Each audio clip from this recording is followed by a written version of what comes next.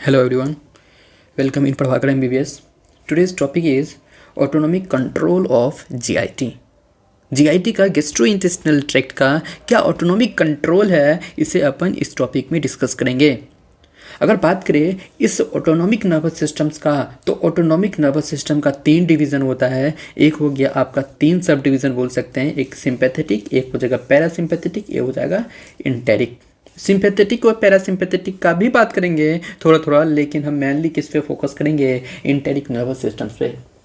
किस पे? Enteric nervous systems पे। तो एक चीज़ याद रखना, हमारे ब्रेन का सेकेंड ब्रेन किसको बोला जाता है हमारी बॉडी में, that is called enteric nervous systems. मतलब हम बोल सकते हैं इंटेरिक नर्वस सिस्टम क्या है, हमारा सेकेंड ब्रेन है। क्यों? क्योंकि बहुत सारे फिजियोलॉजिस्ट का कहना है जो इंटेरिक नर्वस सिस्टम्स है, यह अपना फंक्शन जो परफॉर्म करता है यह ऑटोनोमसली कंट्रोल करता है, पहले इंपॉर्टेंट। दूसरा, यह जो क्या करता है, सीएनएस के थ्रू डायरेक्ट कम्युनिकेट करता है, किसके हेल्प से, सिंपैथेटिक और पैरासिम्पैथेटिक के हेल्प से। याद रखना, it also communicate with CNS through the sympathetic and parasympathetic. इसका मतलब ये बोल सकते हैं कि इंटेरिक नर्वस सिस्टम्स ये हमारे सीएनएस को इन्फ्लुएंस कर सकता है। तो हम बोल सकते हैं ना, जो इंटेरिक नर्वस सिस्टम्स हमारा बॉडी का सेकेंड ब्रेन, क्वेश्चन आता है second brain of our body is called enteric nervous systems, important. अगर हम बात करें इसका प्रिंसिपल कंपोनेंट क्या है इंटेरिक नर्वस सिस्टम्स का, तो प्रिंसिपल कंपोनेंट होता है इंटेरिक नर्वस सिस्टम्स का, 2 प्रिंसिपल है। एक हो जाएगा आपका माइंट्रिक प्लेक्सिस, जिसको हम ऑर्बेक प्लेक्सिस भी बोलते हैं। एक होता है आपका सबम्यूकोसल प्लेक्सिस, जिसको मिसनर प्लेक्सिस भी बोलते हैं।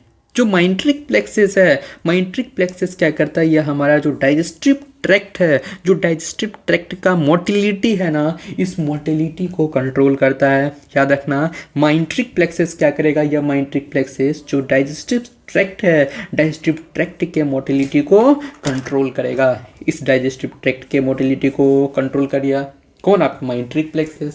और दूसरा आपका सबम्यूकोसल, सबम्यूकोसल को मिसनर प्लेक्सिस भी बोलते हैं। यह आपका लोकल सिक्रीशन जो होता है उसको कंट्रोल करेगा। दूसरा एब्जॉर्प्शन जो होता है उसको कंट्रोल करेगा। जो लोकल मसल्स का मूवमेंट है उसको कंट्रोल करेगा। याद रखना, 3 इंपॉर्टेंट फंक्शन, एक तो लोकल सिक्रीशन को कंट्रोल करेगा, दूसरा एब्जॉर्प्शन को, तीसरा लोकल मसल्स के मूवमेंट को कंट्रोल करेगा। कौन? सबम्यूकोसल। सबम्यूकोसल को क्या बोलते हैं, मिसनर प्लेक्सिस बोलते हैं। इस डायग्राम में अपन बात करते हैं। तो फिर क्या करें, इस डायग्राम को देखो, ये डायग्राम में आपका होगा ये म्यूकोसल लेयर, सबसे अंदर वाला क्या होता है, म्यूकोसल लेयर है। अंदर से बाहर बात करते जा रहे हैं, अंदर वाला सबसे पहले क्या हो गया, म्यूकोसल लेयर। फिर म्यूकोसल लेयर के बाद क्या हो जाएगा, आपको सब म्यूकोसल मिलेगा, सब म्यूकोसा। और सब म्यूकोसा के जस्ट बाहर मिलेगा आपका सर्कुलर मस्कुलर लेयर। देख गोला सर्कुलर है ना, तो इसे बोलेंगे सर्कुलर मस्कुलर लेयर, याद रखना। और यह जो होता है सर्कुलर मस्कुलर लेयर के जो आउटसाइड का एक लेयर होगा उसे लॉन्गिट्यूडनल मसल्स लेयर बोलेंगे। इस लॉन्गिट्यूडनल, याद रखना, सर्कुलर मसल्स लेयर और लॉन्गिट्यूडनल मसल्स लेयर के बीच में जो नर्व प्लेक्सिस देखने को मिलेगा, that is called myenteric plexus. क्या बोलेंगे, माइंट्रिक प्लेक्सिस। सवाल आता है सबम्यूकोसल प्लेक्सिस किस में हो जाएगा, तो नाम से पता चल रहा है सबम्यूकोसल्स, इसका मतलब जो सबम्यूकोसा के अंदर जो प्लेक्सिस नेटवर्क ऑफ नर्व मिलेगा उसे बोलेंगे सबम्यूकोसल। ये जो सबम्यूकोसल किस में मिलेगा, सबम्यूकोसा के अंदर मिल रहा है ना, तो ये हो गया सबम्यूकोसल प्लेक्सिस। और ये हो गया आपका माइंट्रिक प्लेक्सिस। माइंट्रिक प्लेक्सिस किसके बीच में, सर्कुलर मसल्स और लॉन्गिट्यूडनल मसल्स के बीच में मिल गया। याद रखना, ये लॉन्गिट्यूडनल मस्कुलर लेयर और सर्कुलर मस्कुलर लेयर ये दोनों मिलके क्या बना लेगा, ये आपका हो गया मस्कुलरिस एक्सटर्ना। और जो आउटर साइड है, ये आउटर साइड आपका क्या हो गया, ये जो कलर है, ये कलर वाला जो लेयर हो गया आपका सेरोसा हो गया। ये तो आपका हो गया कि प्रिंसिपल्स कंपोनेंट और कौन कौन से लेयर हैं जीआईटी का, जो हम लोग इससे पहले भी वाला जो वीडियो था उसमें भी हम लोग डिस्कस कर चुके हैं। तो अब सवाल आता है, how does the enteric nervous systems work. Enteric nervous systems कैसे वर्क करता है। इसका 2 वे है वर्क करने का, एक तो ऑटोनोमसली वर्क करेगा, एक सिंपैथेटिक नर्वस सिस्टम्स के थ्रू और पैरासिम्पैथेटिक नर्वस सिस्टम के थ्रू वर्क करेगा। याद रखना, 2 वे। कौन सा वे, एक तो खुद बे खुद ऑटोनोमसली वर्क करेगा, एक सिंपैथेटिक और पैरासिम्पैथेटिक नर्वस सिस्टम के थ्रू वर्क करेगा। तो सबसे पहले अपन डिस्कस करते हैं किस तरीका से यह ऑटोनोमसली परफॉर्म करता है, ऑटोनोमसली वर्क करता है। तो ये कब करेगा? जब लोकल रिफ्लेक्सेस जनरेट होगा। और लोकल रिफ्लेक्स कब जनरेट होगा? तो इसके लिए अपन नेक्स्ट पेज पे चलते हैं। ये आपका सबसे पहला डायग्राम है। थोड़ा सा देखने में कॉम्प्लिकेटेड लग रहा होगा, लेकिन मेरे फ्लो में चलना ये बहुत ईजी हो जाएगा। अरे यार, इंटेरिक नर्वस सिस्टम्स काफ़ी ईजी है। जैसे जैसे बोलते जा रहा हूँ वैसे वैसे आप नज़र दौड़ाओ और थोड़ा सा नज़र को इधर उधर घुमाना है, और काफ़ी ईजी टॉपिक है। चलो फोकस करते हैं। और सबसे इम्पोर्टेंट, चैनल को लाइक करो, सब्सक्राइब करो, शेयर करो। काफ़ी मेहनत लगता है बनाने में। इससे क्या होता है कि मोटिवेशन मिलती है नेक्स्ट वीडियो बनाने की। ओके, चलते हैं नेक्स्ट टॉपिक पे। ये डायग्राम बहुत इंपॉर्टेंट है, हम लोग कई बार हम इसे डिस्कस कर चुके हैं, तो फिर से अपन इसे डिस्कस कर लेते हैं। ये आपका हो गया म्यूकोसा। ये क्या हो जाएगा? Mucosal layer. फिर आपका हो जाएगा सर्कुलर मसल्स, फिर आपका हो जाएगा लॉन्गिट्यूडनल मसल्स, और फिर हो जाएगा सेरोसा जो आउटसाइड है। तो एक चीज़ याद रखना कि ये जो आपका म्यूकोसा है और ये जो आपका सर्कुलर मसल्स है, और ये रीज़न होता है सब म्यूकोसा जो हम लोग डिस्कस कर चुके हैं। इसके अंदर जो प्लेक्सस मिलेगा उसे बोलेंगे सब म्यूकोसल प्लेक्सस। सब म्यूकोसल प्लेक्सस मिलेगा इसमें, सब म्यूकोसा में मिलेगा, नाम से पता चल रहा है। फिर उसके बाद आ गया सर्कुलर मसल्स और लॉन्गिट्यूडनल मसल्स। सर्कुलर और लॉन्गिट्यूडनल मसल्स के बीच वाला जो लेयर है, बीच वाला जो पोर्शन है, इसमें जो आपका माइंट्रिक प्लेक्सस देखने को मिलेगा। क्या मिलेगा आपको? माइंट्रिक प्लेक्सस देखने को मिलेगा। इसमें भी ये क्या होता है, जो आपको ब्लैक कलर दिख रहा होगा, ये ब्लैक कलर का ये आपका हो गया असेंडिंग नेटवर्क, और जो आपका येलो कलर का जिसमें शैडो दिख रही है ये आपका हो गया डिसेंडिंग नेटवर्क। Descending network. तो समझते हैं एक एक फिजियोलॉजी को। आपका फिजियोलॉजी क्या बहुत प्यारा है। आपने क्या किया? सपोज दैट आपने दुकान पे गया, आपने एक छोटा सा प्यारा सा बर्गर आपने ऑर्डर किया। रेस्टोरेंट गए, वहाँ पे आपने एक बर्गर को आपने ऑफ़र किया। फिर ओरल कैविटी के थ्रू बर्गर को आपने कंज्यूम किया, तो यह बर्गर फर्दर किस तरीक़ा से आपके इंटेस्टाइन्स में मूव करेगा, इस मैकेनिज्म को, इसके फिजियोलॉजी को इस डायग्राम में हम लोग पढ़ेंगे। तो उससे पहले आप ये ग्रीन कलर का जो है इस पे फोकस करना। इसमें दो सेंसरी न्यूरॉन्स होता है। एक सेंसरी न्यूरॉन्स अपना इम्पल्स को, स्टिमुलस को स्मूथ मसल्स मतलब लॉन्गिट्यूडनल मसल्स से लाएगा, और ये जो लॉन्गिट्यूडनल मसल्स से स्टिमुलस आया, ये सेंसरी न्यूरॉन के थ्रू एक तो आपका चले जाएगा किसमें? असेंडिंग्स न्यूरॉन में सप्लाई करेगा, एक आपका सप्लाई करेगा डिसेंडिंग्स न्यूरॉन में सप्लाई करेगा।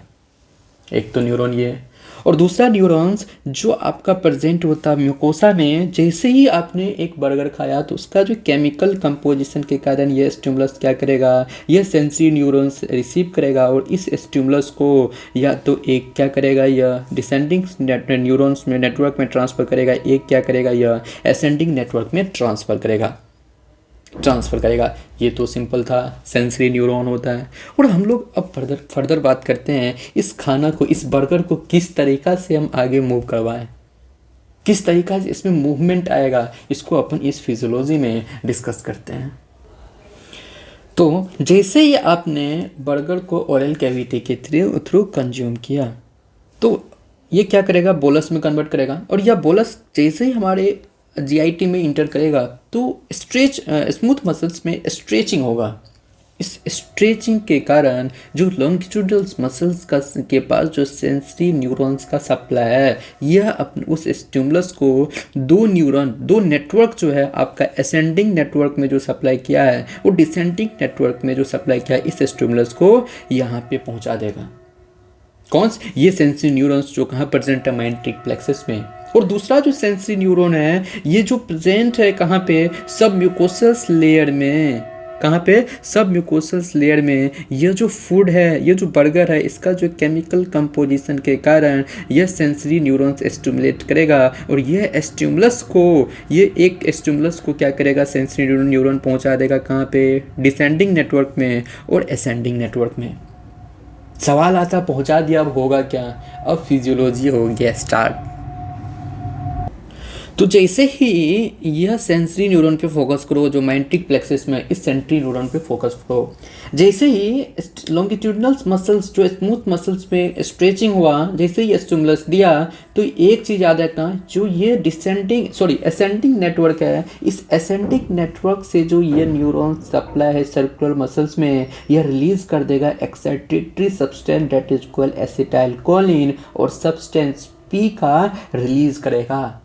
याद रखना, असेंडिंग नेटवर्क से ये न्यूरॉन का ब्रांच आया है, ये सप्लाई कर रहा है सर्कुलर मसल्स में। कैसे? ये सेंसरी न्यूरॉन के स्टिमुलेशन सप्लाई के कारण ये स्टिमुलेट करेगा, ये रिलीज कर देगा एसिटाइलकोलिन और सब्सटेंस पी, और जिसके कारण यह जो एसिटाइलकोलिन और सब्सटेंस पी का रिलीज हुआ, इस सर्कुलर मसल्स में हो जाएगा कॉन्ट्रैक्शन। इसी टाइम जो आपका डिसेंडिंग नेटवर्क है, क्या ये जो आपका डिसेंडिंग नेटवर्क है, इस पे फोकस करो। ये डिसेंडिंग नेटवर्क से जो रिलीज करेगा, ये येलो कलर से जो शेडोज है, ये येलो कलर वाला, ये डिसेंडिंग नेटवर्क फिर रिलीज करेगा आपका कुछ न्यूरोट्रांसमीटर। यह जो न्यूरोट्रांसमीटर रिलीज करेगा कौन? डिसेंडिंग नेटवर्क के थ्रू, कहाँ पे किसको सप्लाई कर रहा है? लॉन्गिट्यूडनल मसल्स में। वह इनहिबिटरी होगा, मतलब नाइट्रिक ऑक्साइड और वेसो एक्टिव इंटेस्टिनल पेप्टाइड को रिलीज करेगा। इसका मतलब यह इनहिबिटरी है ना, यह इनहिबिटरी है। जो ये जो डिसेंडिंग ब्रांच है, देख लो डिसेंडिंग नेटवर्क का ब्रांच, यह रिलीज करता है। ये गलती से इसको मत समझना, ये थोड़ा ड्राइंग में प्रॉब्लम हो गया। ये रिलीज कर रहा है आपका डिसेंडिंग नेटवर्क वाला। ये जो एनोनाइट्रिक ऑक्साइड और वेसो एक्टिव जो इंटेस्टिनल पेप्टाइड रिलीज होने के कारण जो लॉन्गिट्यूडनल मसल्स है, उसमें क्या हो जाएगा? रिलैक्सेशन हो जाएगा। कितना मजेदार का बात है, इसी टाइम में कॉन्ट्रैक्शन भी हो रहा है, उस टाइम में उधर रिलैक्सेशन भी हो रहा है। ये है फिजियोलॉजी बेटा। फिर इसी कहानी को फिर दोहराएगा। बर्गर का जो बोलर है वो आगे मूव करेगा, आगे मूव करते जाएगा। फिर क्या करेगा? जो डिसेंडिंग न्यूरॉन है, डिसेंडिंग नेटवर्क है, यह डिसेंडिंग नेटवर्क रिलीज करेगा नाइट्रिक ऑक्साइड और वेसो एक्टिव इंटेस्टिनल पेप्टाइड। यह क्या करेगा? ये इनहिबिटरी है, तो इस सर्कुलर मसल्स में अब फिर क्या करेगा? रिलैक्स करेगा। और फिर उसी टाइम फिर जो असेंडिंग नेटवर्क है, इस असेंडिंग नेटवर्क से रिलीज होगा एसिटाइलकोलिन और सब्सटेंस पी। यह क्या करेगा? फिर लॉन्गिट्यूडनल मसल्स को कॉन्ट्रैक्शन करेगा। मतलब एक कॉन्ट्रैक्शन हो रहा है, एक रिलैक्सेशन हो रहा है, एक रिलैक्सेशन हो रहा है, दूसरा कॉन्ट्रैक्शन हो रहा है। इस तरीका से कॉन्ट्रैक्शन रिलैक्सेशन से क्या हो जाएगा? फूड जो बोलस है वो फर्दर मूव करते जाएगा। यही है आपका फिजियोलॉजी, किस तरीका से बोलस का मूवमेंट होता है। तो हम लोग शुरू में क्या बात की है कि यह जो एंटेरिक नर्वस सिस्टम है, इसका कम्युनिकेशन होता है सेंट्रल नर्वस सिस्टम से, किसके थ्रू? सिंपैथेटिक और पैरासिम्पैथेटिक का।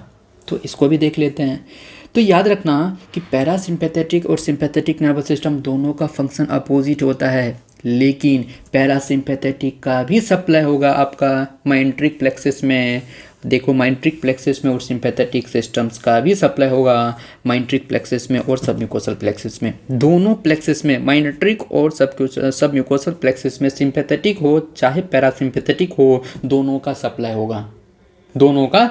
होगा। तो अब सवाल आता है, दोनों के बीच में डिफरेंस क्या है? जो सिंपैथेटिक नर्वस सिस्टम्स है और पैरासिम्पैथेटिक नर्वस सिस्टम, इसका डिफरेंस देख लेते हैं। जो सिंपैथेटिक नर्वस सिस्टम का स्टिमुलेशन कब होगा, हम लोग फर्दर बात कर चुके हैं, यह बेसिक है। जब फाइट या फ्लाइट रेस्पॉन्स होगा तो उस केसेस में सिंपैथेटिक नर्वस सिस्टम का स्टिमुलेशन होगा।